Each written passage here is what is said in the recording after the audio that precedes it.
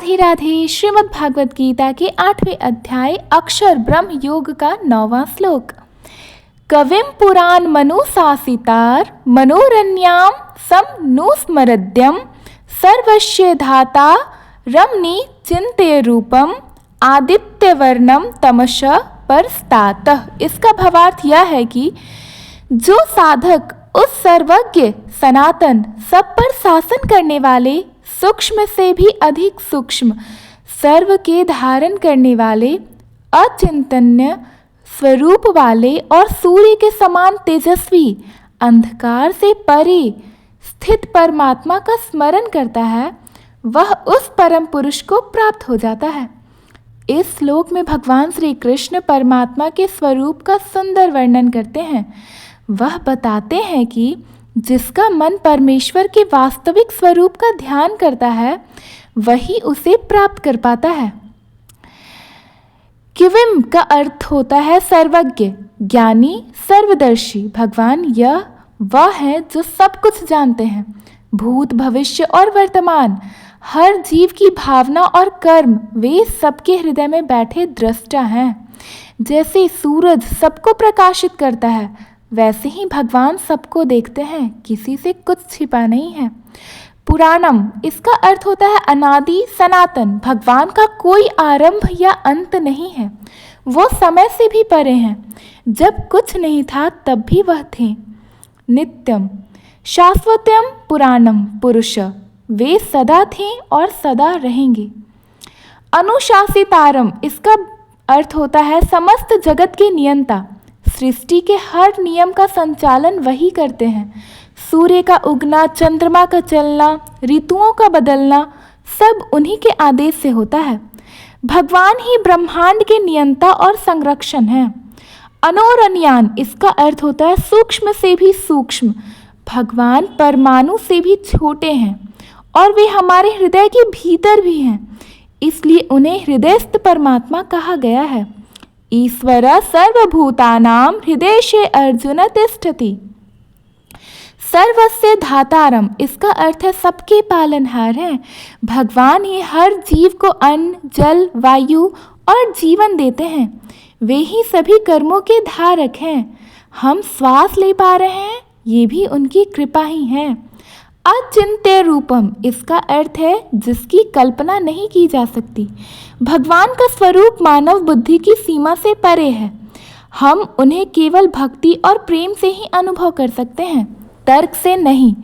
वह अचिंत्य है, जिन्हें न देखा जा सकता है न मापा जा सकता है, केवल महसूस किया जा सकता है। आदित्य वर्णम सूर्य के समान तेजस्वी। भगवान का तेज ऐसा है जो सूर्य से भी करोड़ों गुना अधिक प्रकाशमान है। उनके तेज से ही सूर्य चमकता है। यस्य भासाम सर्वमिंदम विभाति तस्मा परास्तात इसका अर्थ है अंधकार से परे। अंधकार का अर्थ है अज्ञान, मोह, दुख और जन्म मृत्यु का चक्र।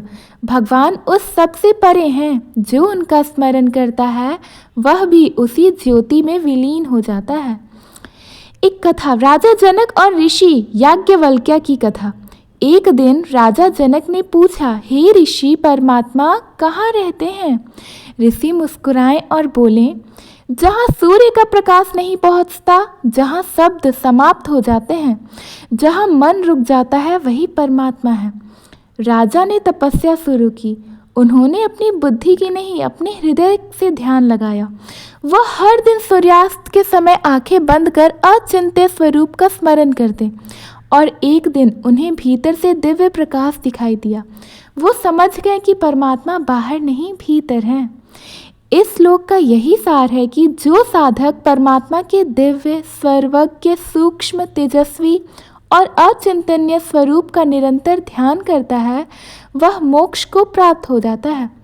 भगवान को देखने के लिए आंखें नहीं, अंतर की दृष्टि चाहिए होता। बुद्धि से नहीं, भक्ति से परमात्मा को पाया जा सकता है।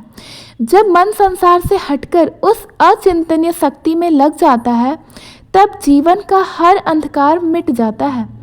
जो व्यक्ति भगवान को सर्वज्ञ, सनातन, नियंता, सूक्ष्म, सबके धारण करने वाले, अचिंतन्य रूप वाले और सूर्य के समान तेजस्वी मानकर निरंतर उनका स्मरण करता है, वह अंधकार यानी अज्ञान से परे जाकर परम ज्योति यानी भगवान को प्राप्त कर पाता है।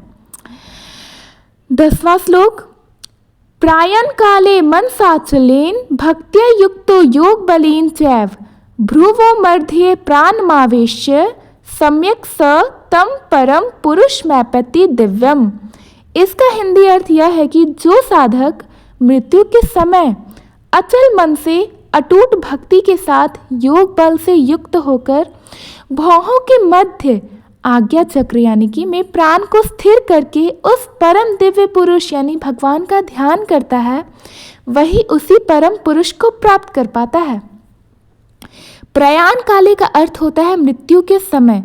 यह जीवन का सबसे महत्वपूर्ण क्षण होता है, जिसका अंतिम विचार जैसा होता है अगला जन्म वैसा ही मिलता है। इसलिए भगवान कहते हैं मृत्यु के समय भी जो मुझे स्मरण करता है वह मुझ में विलीन हो जाता है। यह हमें सिखाता है कि पूरे जीवन में अभ्यास ऐसा हो कि अंतिम समय में केवल भगवान का ही ध्यान रहे।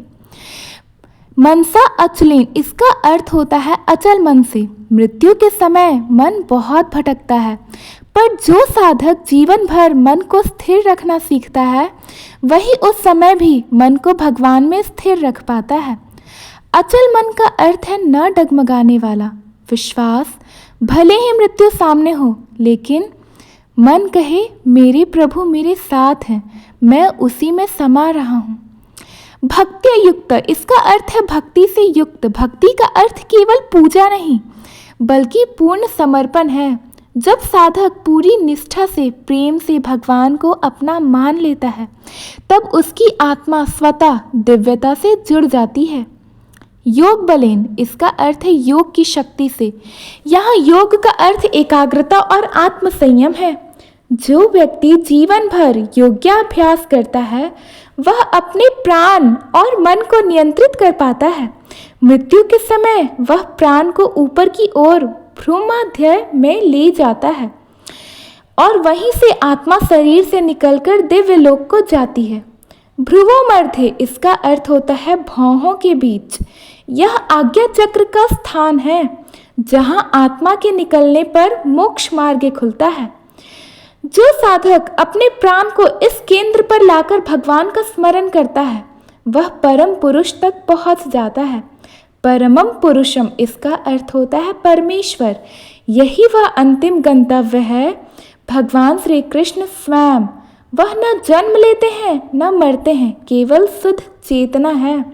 जो साधक इस चेतना में लीन हो जाता है, वह अमर हो जाता है। भक्तिपूर्ण कथा यानी कि भक्त मार्कंडे की अमर कथा। एक समय ऋषि मार्कंडे ने भगवान शिव से एक पुत्र की कामना की थी। भगवान ने कहा, तुम्हें या तो एक अल्पायु लेकिन महान पुत्र मिलेगा, या दीर्घायु परंतु सामान्य पुत्र। ऋषि ने पहला विकल्प चुना और जन्म हुआ मार्कंडे का। वह केवल 16 वर्ष तक जीवित रह सकते थे, लेकिन मार्कंडे बचपन से ही भगवान शिव के परम भक्त थे। जैसे जैसे उनकी आयु घटती गई, उनकी भक्ति बढ़ती गई। जब मृत्यु का दिन आया, यमराज उनके प्राण लेने पहुंचे। मार्कंडे ने मृत्यु के सामने भी अपने मन को अचल रखा। वे शिवलिंग को गले लगाकर बोले, हे महादेव, मृत्यु सामने हो पर मेरा मन आपसे ना हटे। उनकी भक्ति देखकर स्वयं भगवान शिव प्रकट हुए और बोले, मार्कंडे, तुमने मृत्यु को भी भक्ति से जीत लिया है, अब तुम अमर रहोगे। यही है मनसा आलेशन यानी भक्ति युक्त का साक्षात उदाहरण। भक्ति का अभ्यास अभी से करें। मृत्यु के समय याद करने वाला वही होगा जिसे जीवन भर याद किया गया हो। इसलिए रोज भगवान का नाम जपें, मन को स्थिर रखना सीखें। कठिन परिस्थितियों में भी भगवान पर भरोसा रखें, वही मन अंत समय में स्थिर रख पाएगा। योग का अभ्यास करें। सांस और मन पर नियंत्रण हमें आंतरिक शांति देता है। यही योग का बल है जो अंतिम समय में सहायता करता है। इस श्लोक से यह शिक्षा मिलती है कि जो व्यक्ति मृत्यु के समय भी अपने मन को भगवान में स्थिर रखता है, योग बल से प्राण को भ्रूम मध्य में लाकर अटूट भक्ति से परम पुरुष का ध्यान करता है, वह मोक्ष को प्राप्त हो जाता है, अर्थात सदा के लिए भगवान में विलीन हो जाता है। धन्यवाद। अगर आपको ये दोनों श्लोक का अर्थ हिंदी में अच्छा लगा, समझ में आया, तो प्लीज़ हमारे वीडियो को लाइक करें, अपने फ्रेंड्स फैमिलीज के पास शेयर करें, और नए हैं तो हमारे चैनल को सब्सक्राइब करना ना भूलें। राधे राधे, हरे कृष्णा, श्रीमन नारायण। धन्यवाद।